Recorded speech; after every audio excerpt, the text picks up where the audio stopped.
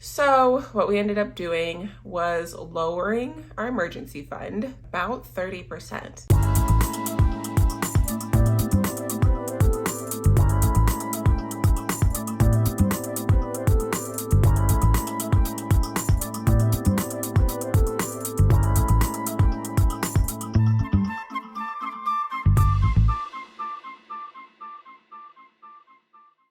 Hello everyone, it is officially February of 2024, which means we are 1 month closer to paying off this mortgage. This is officially month 41, which means we have 19 short months left. Today, we are going to recap the full month of January and also go over our February budget plans for this month. I really hope that you all's January was a lot quieter than ours was, because overall it was a little stressful, which we'll talk about, but it just really reminded me our why and why we're trying to pay off this house, just to ultimately have more money at our disposal every single month, so we don't have to worry about where the money would come from to pay for this, pay for that. We just can't wait to just beef up our savings so much after we have more money and don't have to shell out so much money to our mortgage, and just ultimately have a lot more freedom, like financial freedom. I would love for the day to come where we just don't have to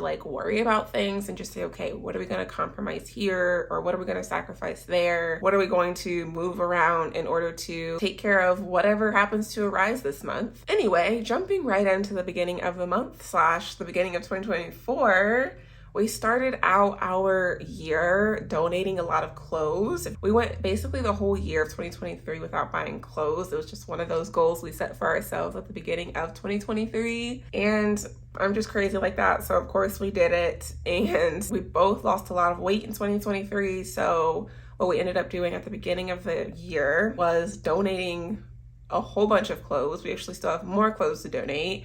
But then we used money that we had saved up in 2023 to buy clothes this year. And we bought a whole lot of clothes pretty much throughout the month of January, just buying stuff online, returning stuff that we didn't like, so on and so forth. I really wanted to be intentional about what I bought for myself, because we all have those moments where we buy clothes and we try it on and we're like, oh yeah, this will do, but maybe in a month we end up not liking it, and it's that clothing item that we always skip over. And I just wanted to avoid that if I could. So I wanted to be really intentional with buying stuff and making sure I actually loved it. So with that came a lot of returning things and then buying something else, so on and so forth. So we did not exceed our goal, which was $500 for both me and my husband. I actually got a couple gift cards from work with clothing places as well. So still have a little bit of that left as well, but I'm just gonna save it for later on instead of trying to force myself to buy everything that I had planned to last month and then also this month. We ended up spending about $430 total. So we did pretty well. So right at the beginning of January, we took our car to get an oil change, which we have one car and one SUV, and this was just due for a regular oil change. Of course, when you get an oil change, especially when you have a car that's getting high in mileage like our vehicles are, one is just about to hit 100,000 miles. The other one still has about 13 to 15,000 miles until it gets there, but it's getting to that point where it's getting high in mileage. So of course they're recommending a lot of things or things that just need it done altogether. So with the car, it's mainly the one my husband drives. We wanted to just kind of focus on the things that we really needed to get done right away. So aside from the oil change, they let us know that we do need new tires soon on that car. I'm gonna say by the end of this year, we're gonna need to get new tires.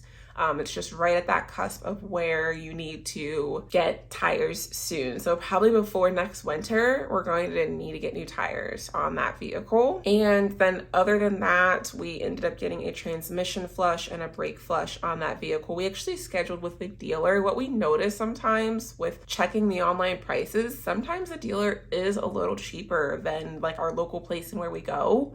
So we did do that with the first car, which is a Honda. So we went to Honda. I ended up dropping the vehicle off there and then walking across the street to get my hair done.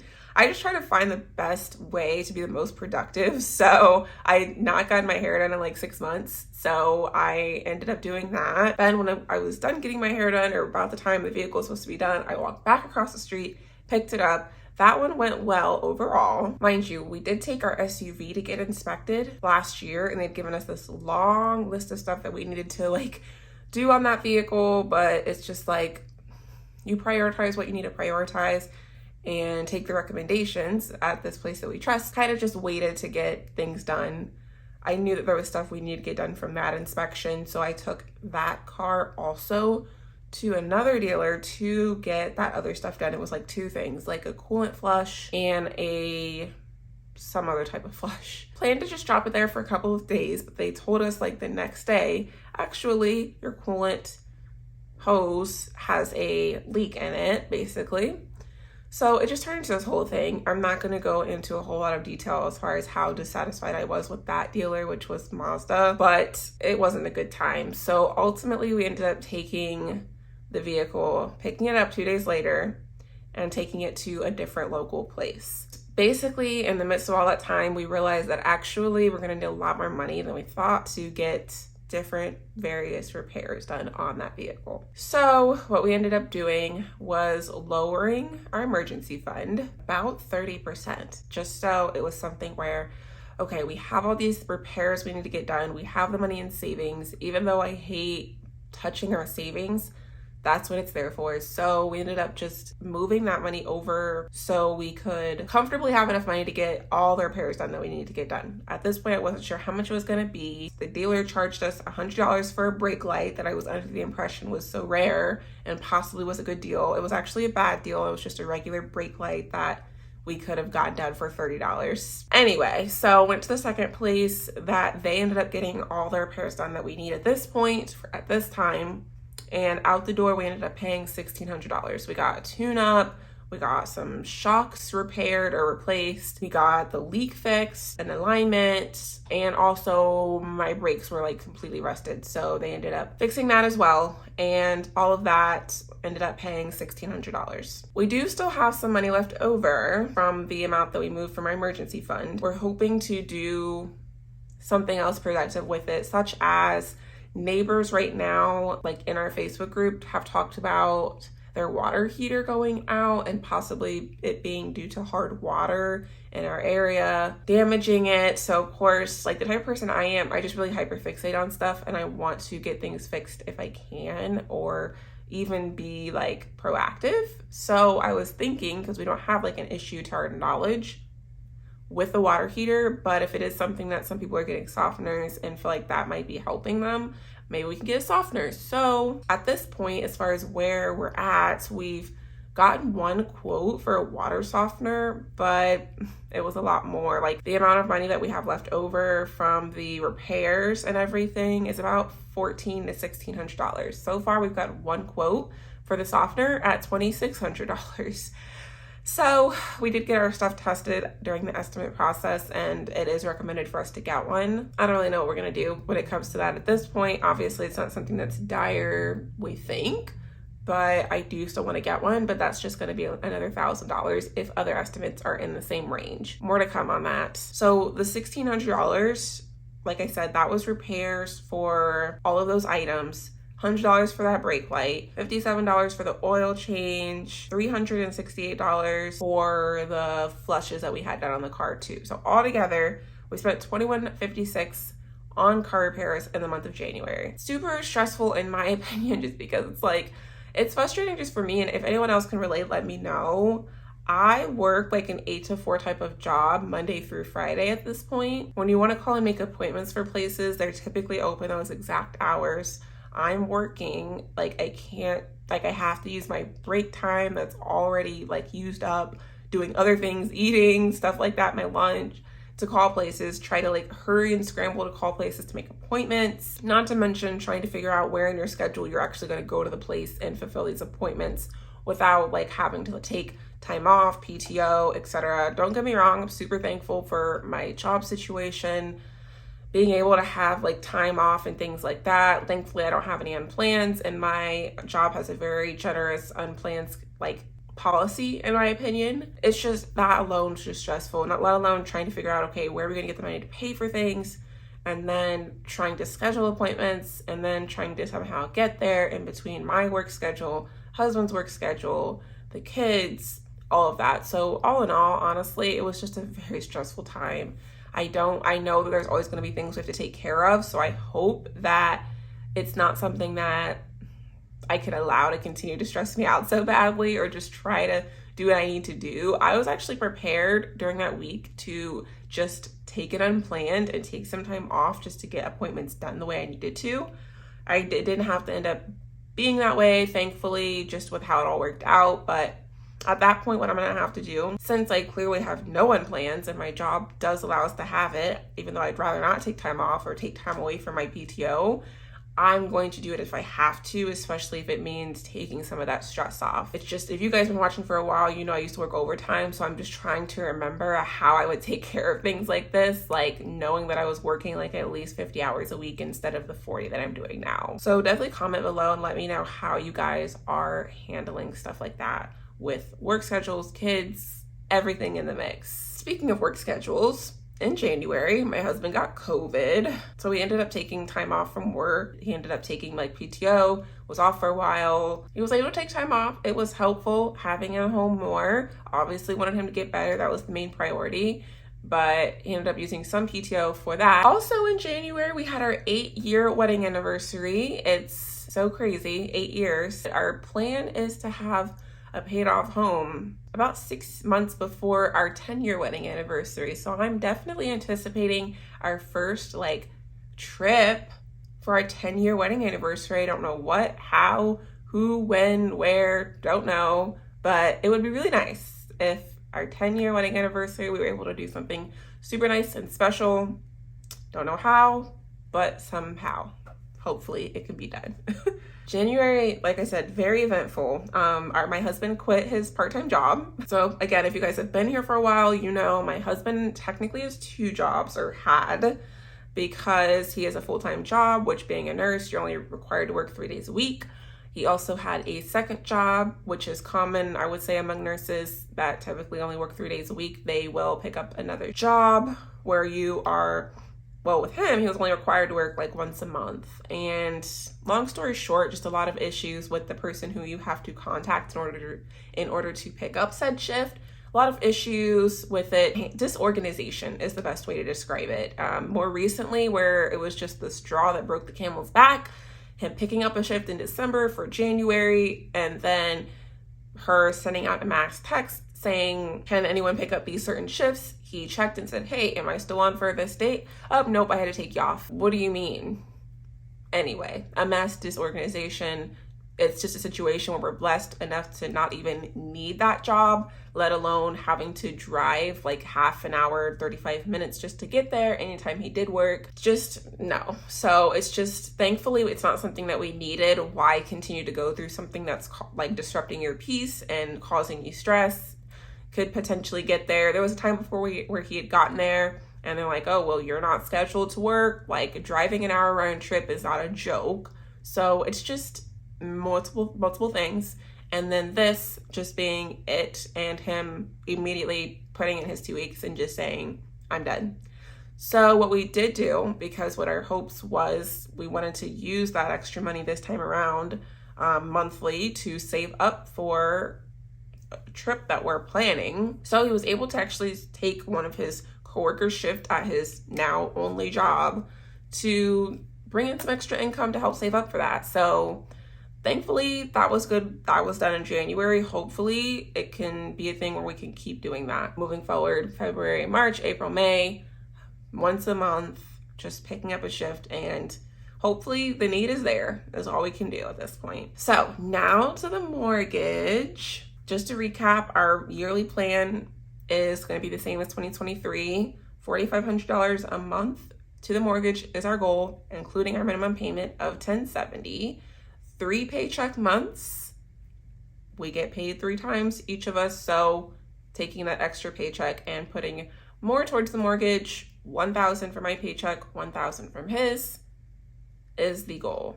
So for the month of January, we did meet that goal. We actually ended up paying $4,530. So in interest, it was about $228. So roughly about $4,300 in principal this time around. This month started at $91,550 and then ending the month at $87,244. I will say, in months where it's just not the easiest month and you're trying to figure out where things are going, you feel that much more thankful with being able to still reach that goal. Some months it comes easy, some months it's really hard. So just thankful for that. I will say the thing that really just made me super thankful, even though buying clothes for the kids wasn't something really on my mind in January, but when I went through my youngest closet, because he's now in 3T, I'm just thinking about the amount of clothing items he has in 3T, and I'm just like, oh, probably gonna need to buy some clothes soon. But then I look through his drawers with all the stuff that we have moved from my oldest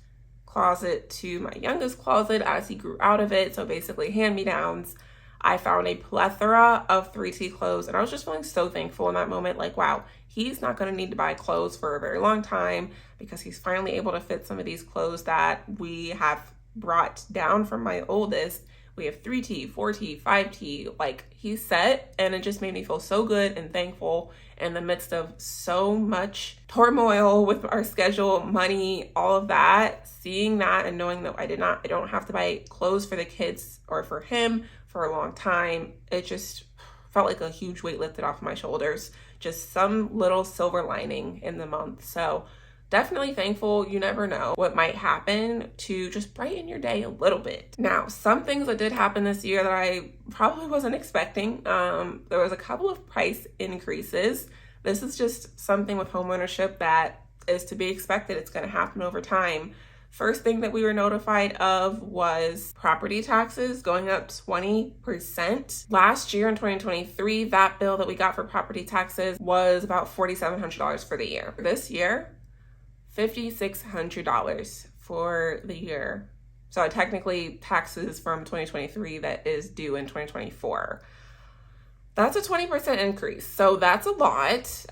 Definitely not a great feeling, but ultimately just thankful that we have been saving for over a year so that once the time that property tax bill comes, we were ready and the money was there. And, of course, it's due 6 months at a time. So our first bill is due in February. I think the second one is in July. So half of it basically is what we need to pay.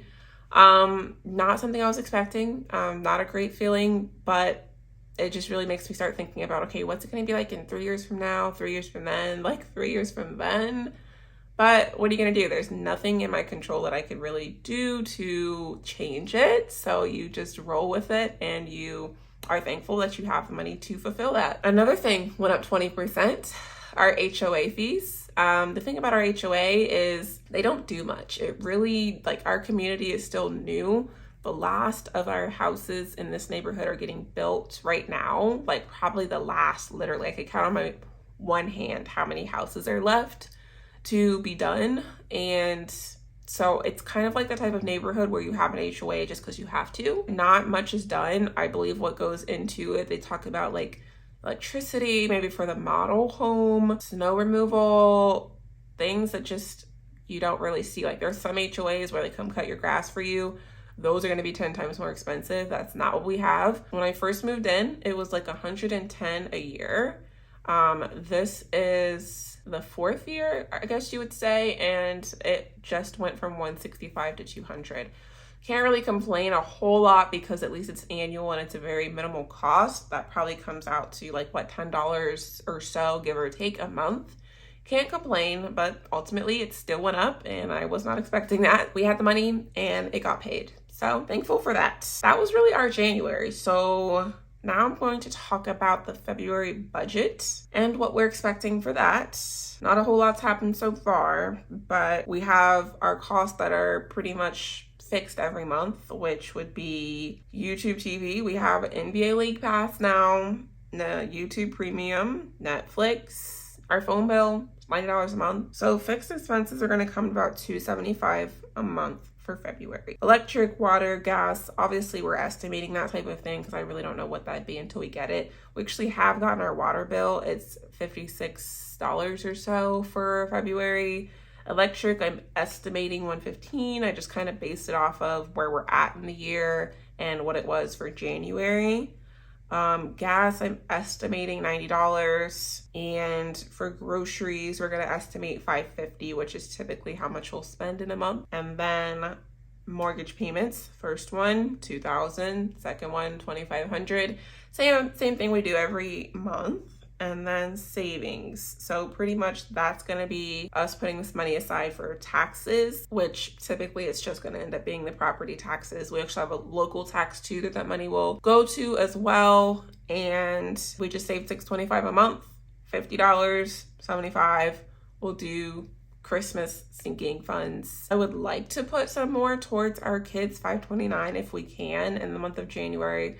Didn't have much left over after everything, but hopefully in February we could do that. But that is January in the books. Again, super excited every month, 1 month closer to mortgage freedom. But that is recapping January and February's budget. Comment down below, let us know what you guys are up to with February starting already. We will see you in the next video.